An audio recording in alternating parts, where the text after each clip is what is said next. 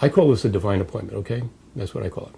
Before I left Alaska, one of the doctors interviewed for my position was an MD, PhD professor from the University of Chicago.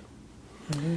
And then I asked him, I didn't make sense, why would this guy, this qualified guy, take this GP type position up here? He said because his wife couldn't live in Chicago anymore because of the pollution.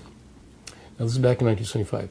She couldn't live in the Chicago because the pollution was so bad, and she couldn't live in the suburbs because the pesticides were used. She was so sick, and they were looking for clean air and clean water. And I thought that was interesting. He says, I never heard of such a thing. And he told me, I said, well, how did you find out about that? They told me about this Dr. Randolph, Theron Randolph, in Chicago. And he said he's a doctor who's an allergist who's far ahead of his time. He said, you ought to look him up. And so the name registered, Theron Randolph. And it came up again. Then I forgot about it, Then I'm doing my research. I took some time off, my wife and I traveling around the country in a van and stuff, And I read Prevention Magazine at that time too, Jonathan Wright. Oh, that got me influenced too, Jonathan Wright's Prevention Magazine. He wrote a monthly column. And in Prevention Magazine, they mentioned Theron Randolph, a neuroallergist. I said, I got to check this guy out. What is a neuroallergist? And so Randolph is an allergist. He's a Harvard-trained allergist. So I call him up. He asked me to come by and spend some time with him. I went there for 2 days, and right away, you can meet a person and know there's something solid and integrity and honorable about him. He was one of these guys, So anyway, I ended up spending 1.5 years with him, training in this center we had. In Chicago? Outside of Chicago, a hospital called in Zion, Illinois. It was like a holistic hospital.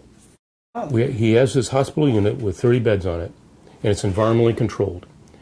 Double doors, super air filtration. Wow.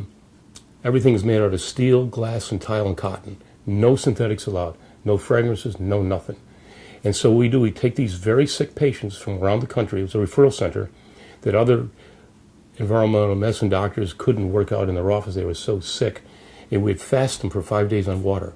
I'm talking about migraines, asthma, arthritis, hyperactivity, eczema. It was amazing.